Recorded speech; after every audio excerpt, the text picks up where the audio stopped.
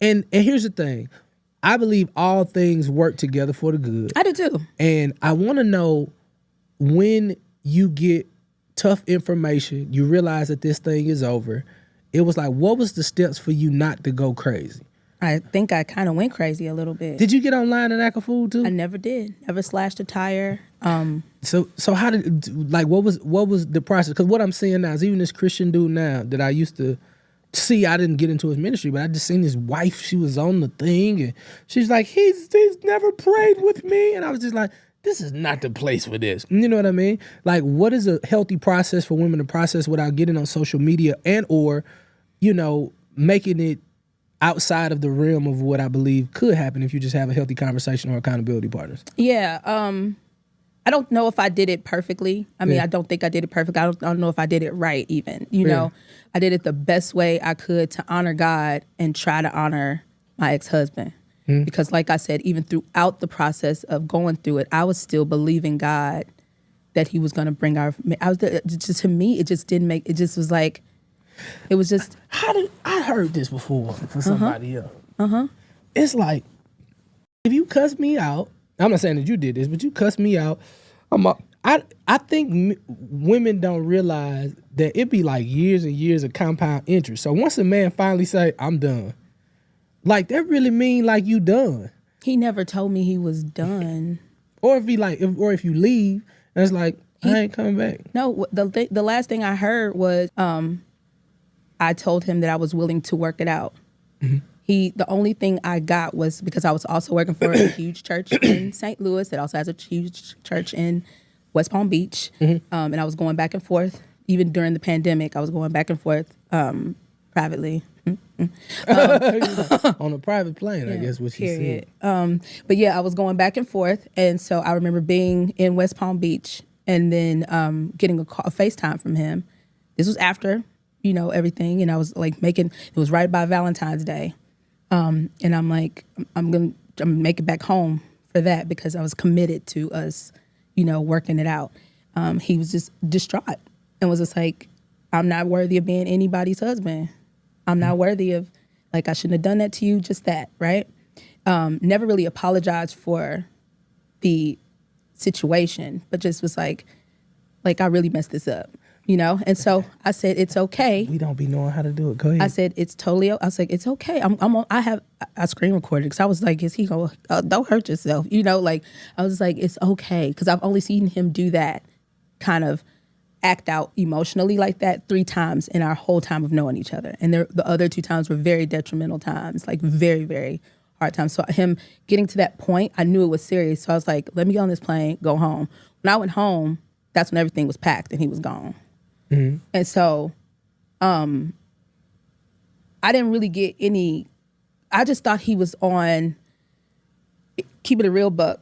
I thought spiritually he was under attack, because he had been doing a lot of evangelism in other countries. And so niggas spitting up tumors. Yeah, he was doing, but that's the ministry that we had even in the States, so I branded him to go there. That was a part of it. That was the big mission. And by the time our daughter graduated, we were supposed to start that big ministry in California, expand it. We had bought in all the URLs, all the things. So I was just like, he had been in the witchcraft communities, it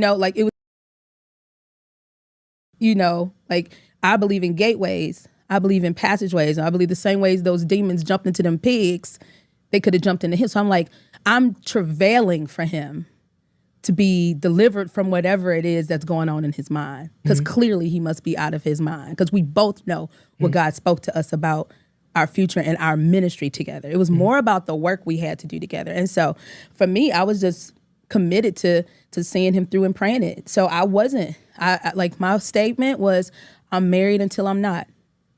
And I just somehow believed, even after seeing podcasts of him with a whole nother lady, I was like, huh?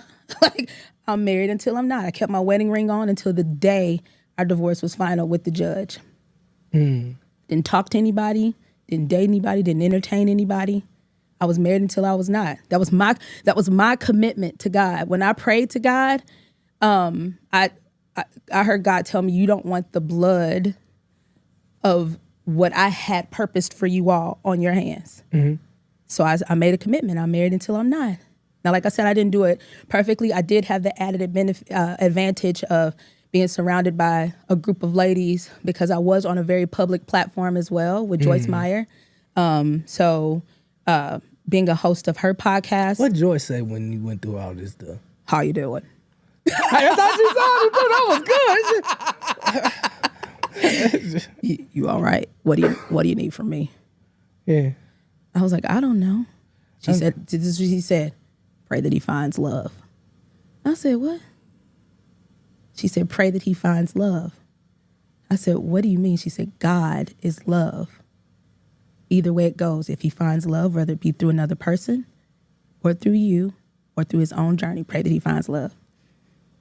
But I appreciate Joyce Meyer for allowing me, and that's where a lot of my shouts out to all the people that watched me on that. Like we had 20 million subscribers. So, like, cool. You know, like, and a lot of those women have supported me. Some of them still can't find me because I wasn't tagged on that. Right. That's a whole nother podcast for another show. Yeah. But for the women that knew my story, that followed my story, I was able to, outside of the 3 therapists that I had through this process, I had 3 different ones. I had. Was you firing people or just? I had 3 ones consecutively. I had a white lady. Okay. Because I needed somebody that could spiritually bypass, because I was on that podcast and I needed to be able to lace things with scripture. So I needed to hear it from that perspective. Mm-hmm. So I wanted somebody that was very Christian-y. Mm-hmm. Then I needed. That spoke Christianese. Got it. To help me process. Then I had one that was like a black mama. You know, we're gonna get to you straight. To it straight. And she loved the Lord too, so she would throw scripture in there too. She's like, but baby, don't play with me. Yes. So shouts out to Love McPherson. Okay. What up, Love? You already know what it is. And then I had one lady that was an atheist. I just wanted somebody to tell me what's going on with my brain. What? She was an atheist? Yeah, why'd you have to pick an atheist? I didn't specifically. She believes in something. She was agnostic. She didn't really. That's what I'm saying. She but I'm saying she believes something doesn't exist. Yeah. But I wanted zero God talk. I just wanted to know what was clinically going on in my brain, because everybody around me was spiritually bypassing everything and making everything so Jesus-y. I was feeling like I was losing my mind. So I think the best thing for me was not to go. If I ever wanted, this was the thing. If I ever wanted.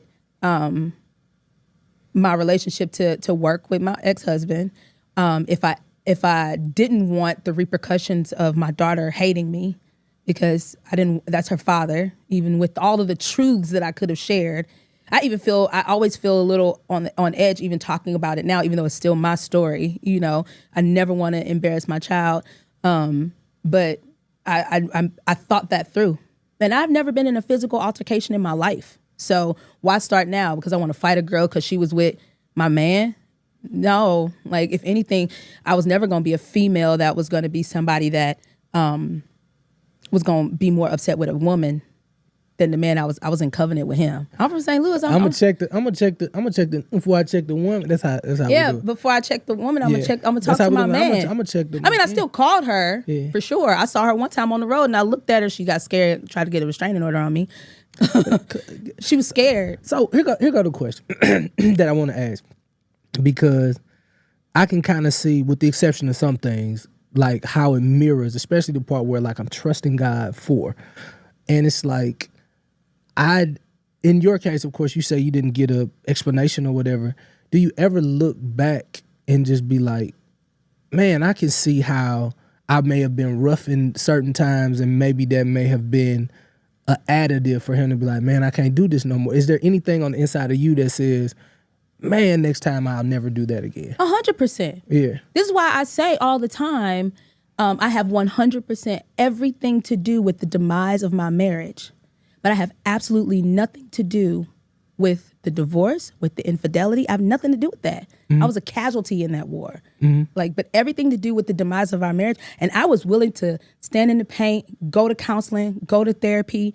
I was willing to, I even offered divorce. I was like, do you not want to be with me no more? Like, we've been together for a long time. Like, we got together when we was 20. Like, mm-hmm. You know what I mean? Like, honestly, we got together when we was 11 and 12. You know, like, mm-hmm. We've been off and on with this for a long time. He told me that divorce was not an option. He told me that divorce is not a word that we ever use. He said that's never something. Yeah, that's what we be learning. But then when I got the groups. paperwork, it wasn't his handwriting. That's what I was served. The disrespect of that. Yeah, I don't know nothing about that because I don't even know if I don't even know if I signed my paperwork. So you're not divorced? Too.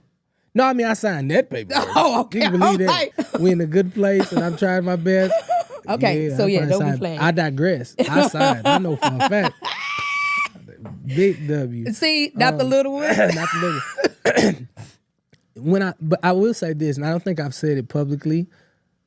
And Holy Spirit, is it okay?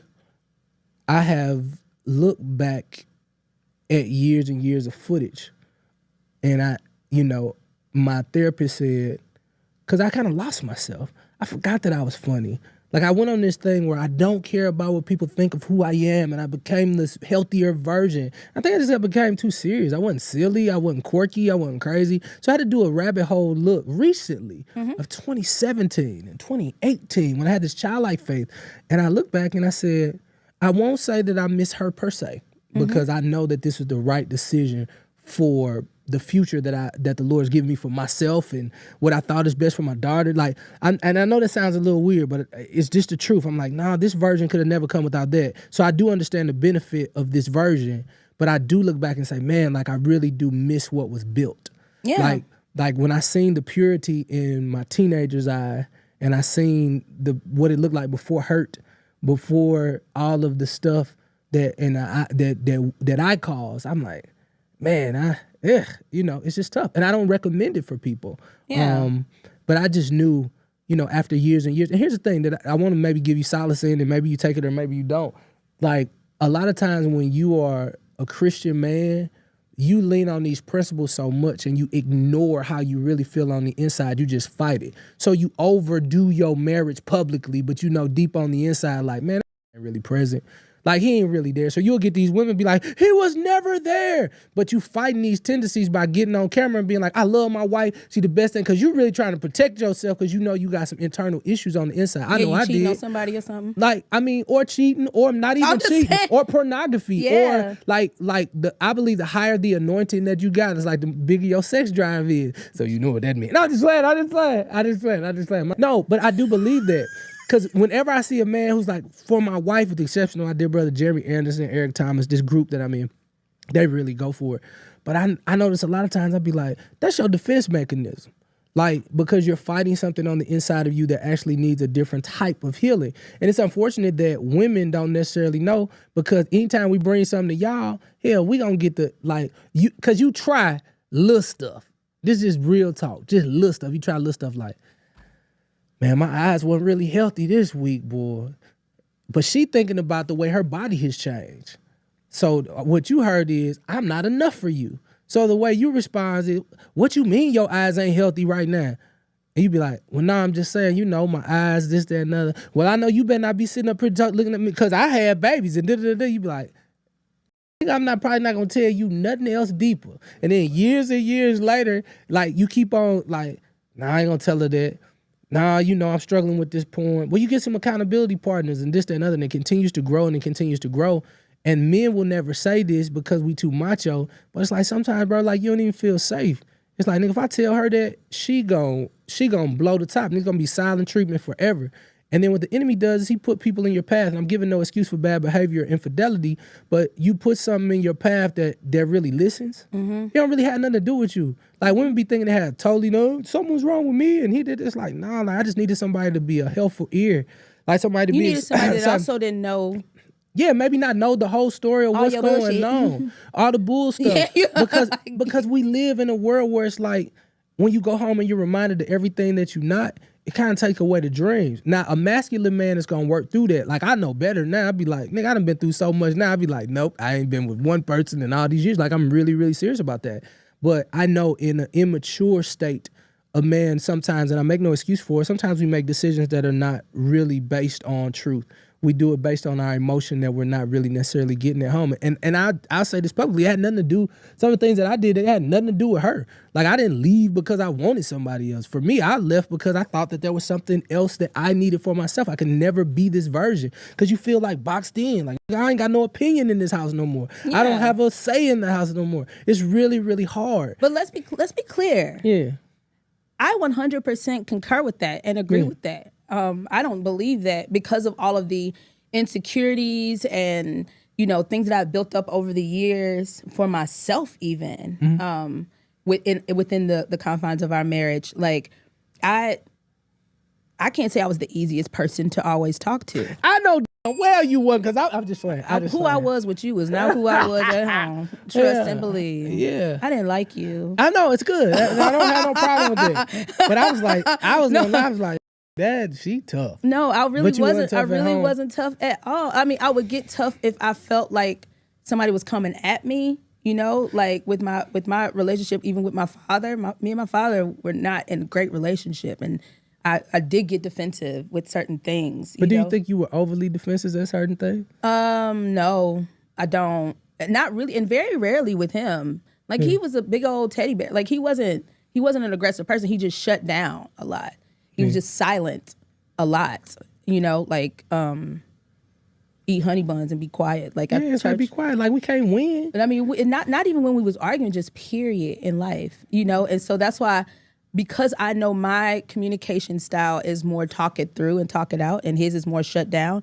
That's why I always suggested having another person in our lives and in our business. Like let's talk to somebody. Like I was always the one championing for that, because I wanted to grow. I wanted to okay, well, where am I messing up? I don't know how to do this. Like you said, like we talked before we started filming. I didn't know how to repair a relationship. I didn't know. Like my parents, we didn't see that. We didn't see a lot of that stuff. So I knew I had deficiencies in the area of communication. When he kept denying it, and not wanting to do it, that's when I felt like that's when I lost respect for it. At that time. And so I never want to be a woman that sits here to take on the responsibility of what did somebody on another podcast I just did, in the comments, someone said, well, what did you do to make him cheat? Absolutely nothing. I didn't do nothing to make cheating is your own choice. Like cheating is your choice. Us coming to an amicable decision as adults and as partners to say, this is not working, let's part ways, that's different. But I will never, ever say that because of maybe the way you think I talk to you, that I maybe talk to I didn't know, but like the way that I handled myself in professional situations when I was consistently either borderline sexually assaulted all the way or to being extremely dismissed because of misogyny, I had to create a persona to work in the entertainment industry or professional industry, and sometimes even the church industry. Like you have to be able to do that because I didn't want to get talked to or let's go chop it up, like all that stuff. I had to create this persona, but that's not who I was as a wife. I loved my husband. I gave myself to my husband. I lost myself for my husband. I gave him a child. I wanted to please him. I wanted to make him happy. And so I will never sit here and say, what did he do? What did I do to make him cheat? He did that. Don't put that on me.